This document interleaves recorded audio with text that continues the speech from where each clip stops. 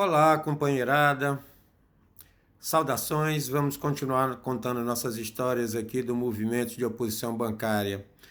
Lógico que a gente faz esses vídeos e tenta ser o mais rápido possível para que não se torne cansativo das pessoas verem. E eu estou tentando fazer uma ordem cronológica, contando como se deu as histórias ao longo do tempo. E aí alguns detalhes fogem.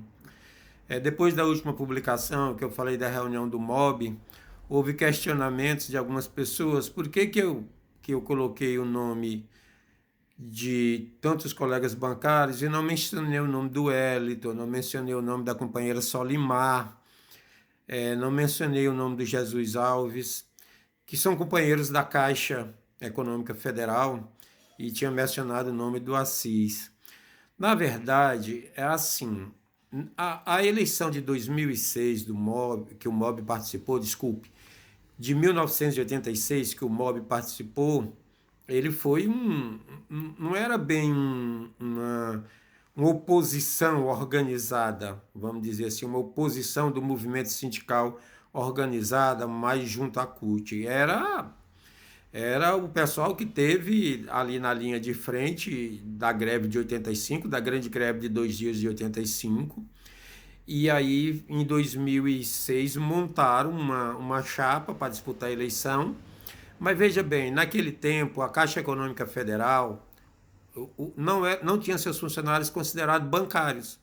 Eles tinham 8 horas, trabalhavam 8 horas por dia, e eram considerados economiários, então não podiam sequer se filiar aos sindicatos bancários.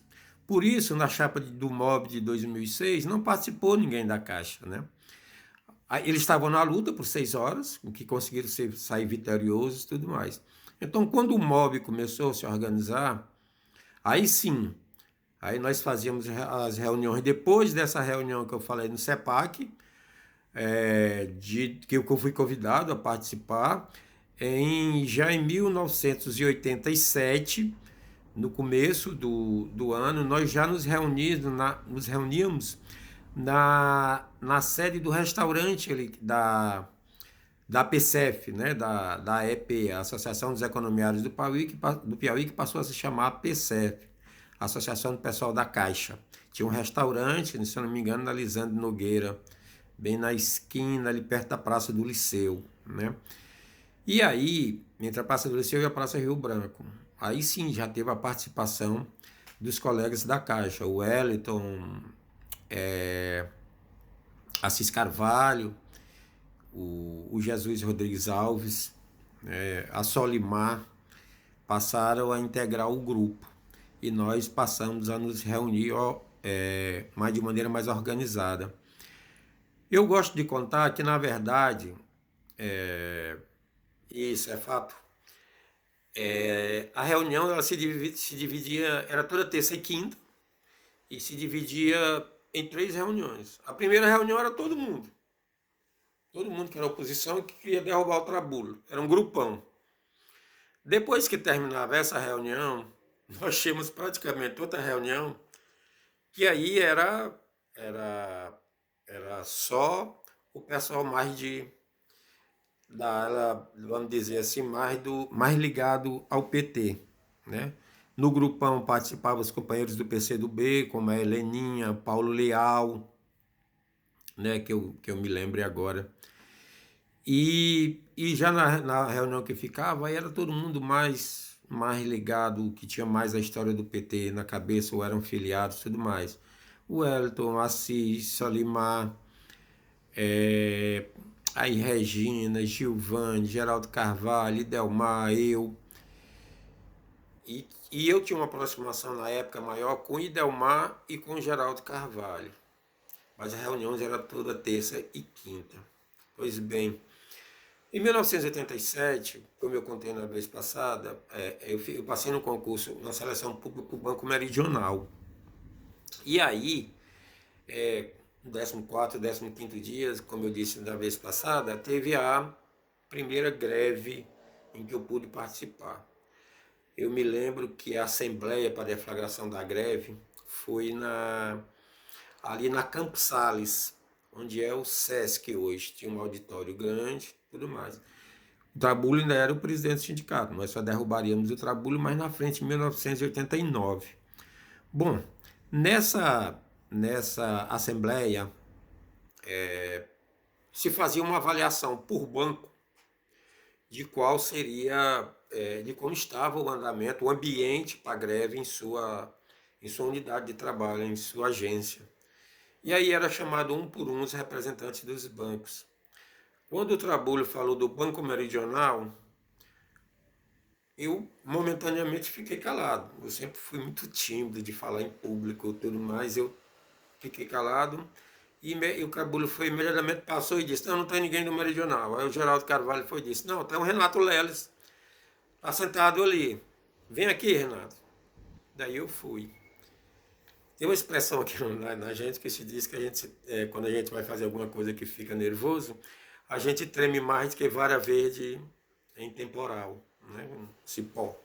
Eu tremia desse jeito. Quando eu peguei o microfone para falar, eu me lembro das minhas primeiras palavras, que foi assim: apesar de só ter 14 dias de banco, aí um dos colegas bancários ainda gritou de lá: tá doido para ser demitido, né? Mas aí a reação da plateia foi fabulosa, porque todo mundo começou a aplaudir. E daí eu me empolguei. Me empolguei, falei sobre a greve e tudo mais. No outro dia eu estava com o megafone na mão, na porta do banco falando. Foi assim que eu comecei nessa história. Essa greve foi longa, se não me engano, 17 dias a 20 dias, todos os bancos, mas havia uma história de negociação em mesa de negociação separada. A Caixa negociava com a direção dela, o Banco do Brasil negociava com a direção dela, o BASA com a direção dele e o BNB com a direção deles. O Banco Meridional e os bancos privados negociavam com a FEBRABAN, que era a Federação Brasileira dos Bancos. Isso trouxe uma complicação, porque naquele tempo a inflação alta, altíssima, se diga de passagem, tinha as aplicações dos rentistas, era o overnight e o open market. O open market ia de até 8 dias e o overnight que era diário. Todo dia você aplicava, o nome já está dizendo, uma operação que anoitecia e no outro dia já estava com rendimento na mão. E aí, o Banco do Brasil concedeu logo os reajustes, né, para os seus representantes, o Banco do Brasil, Caixa Econômica, BNB, os bancos públicos. E os bancos públicos continuaram em greve para fortalecer os bancos privados. Só que, espertamente, os banqueiros, aliados ao governo de José Sarney, estavam ganhando dinheiro com isso. Por quê? Porque como o banco estava fechado pela greve, o cliente que tinha uma aplicação, ele só receberia uma remuneração, um rendimento referente ao dia que ele aplicou e que nos outros dias o banco ficou fechado. Por exemplo, o banco ficou fechado 17 dias. Nesses 17 dias eles não receberam rendimentos. Mas os bancos reaplicavam esse dinheiro para o governo, para cobrir o rombo do governo, todos os dias. Então, para falar a verdade, os bancos estavam ganhando dinheiro, né, às custas da greve.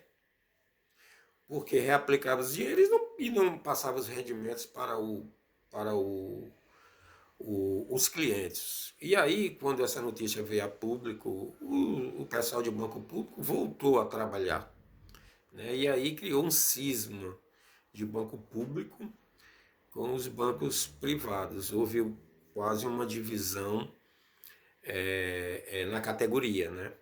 E isso gerou um problema muito grande na hora de montarmos a chapa para a eleição de 1989. Mas isso é outra história e eu conto no próximo bloco. Um abração a vocês.